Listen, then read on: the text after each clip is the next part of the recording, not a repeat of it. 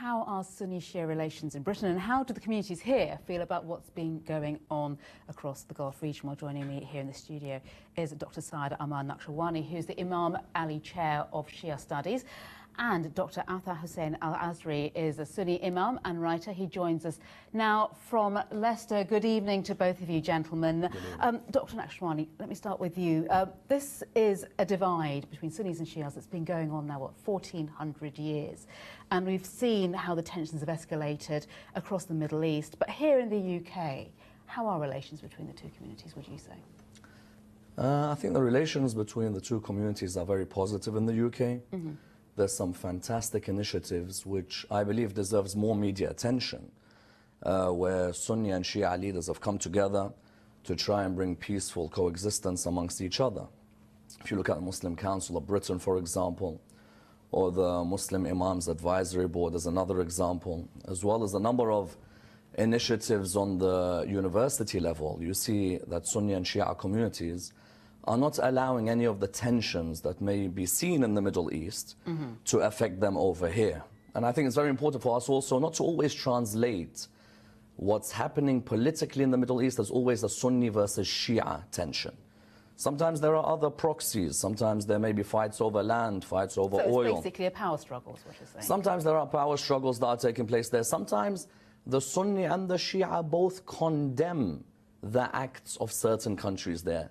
Sometimes the Sunni and the Shia are against ISIS. Nobody ever mentions that. That when people hear about ISIS, they think there's an automatic division in opinion between Sunni and Shia, whereas there are many Sunni and Shia who have come out, spoken out against ISIS. Sometimes the grievances are against, for example, injustices that they see. They see a cleric being killed in Saudi Arabia.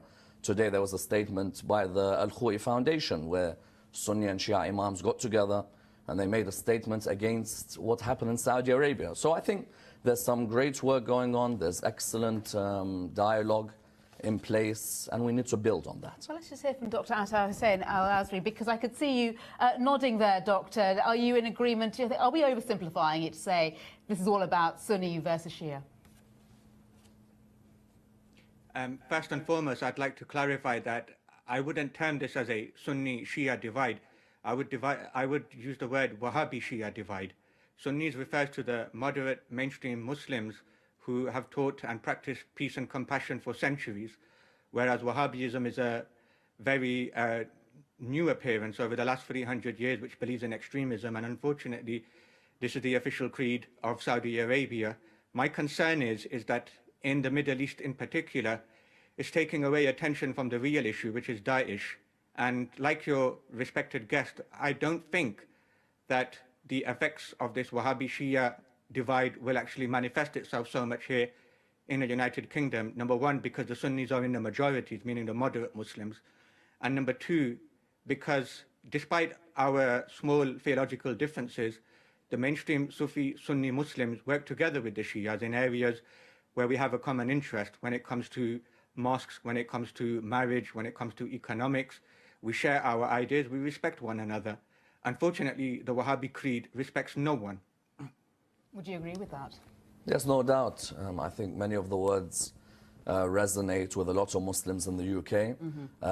I believe that, as he mentioned, a lot of the Sufi groups that you see in the UK have worked hard alongside the Shia groups to bring a peaceful coexistence and dialogue.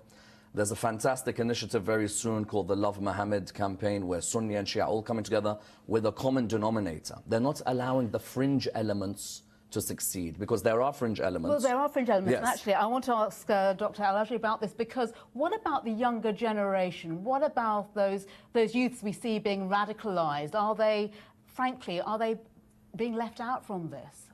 Are they the ones who are struggling to get through? Are they being fed by this dispute? I really don't think so.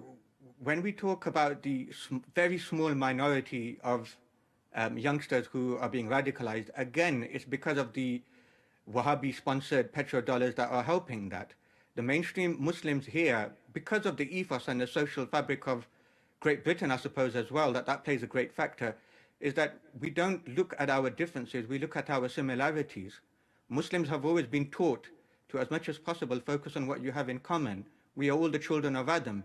And it's this mindset of the extremists, that Daesh and Wahhabis, who are related by their theological beliefs, who try to draw upon the differences. I don't think so that's good. And I know that I speak for many of our youngsters who just want to live in a society where they are respected and they can respect others, where peace and compassion prevail, and where we can work to benefit one another. So Dr. Nakshawani, why is it so different here in the UK? Well, we grew up, some of my best friends growing up in school were Muslims from other sects. You know, I've broken my fast in their houses. I've celebrated Eid alongside them. There's no way that what's going to happen in the Middle East is going to make me generalize on every Muslim in the UK. I know a lot of guys, a lot of my brothers and sisters in Islam over here who have spoken out very clearly and vociferously against ISIS and the acts of ISIS. So I think the assimilation into the culture over here, that open-mindedness, free thought, let's agree to agree and also agree to disagree on certain areas, meant that we were able to appreciate each other's heritage. Sadly, sometimes in villages in the Middle East, certain illiterate communities can be indoctrinated very easily. Not that that can't happen in the UK, it can happen. But I think we're speaking out much more against those fringe elements. Those fringe elements were receiving a lot of media coverage, and I'm happy that myself and the Imam are now receiving more media coverage than people who look like a cast from Pirates of the Caribbean. Sure. You know, now at least people who have been born and bred in this country are now the ones who are getting some of the press coverage, and that's fundamental. It's been great to hear from both of you tonight. Thank you so much. Thank you. Thank you. Thank you.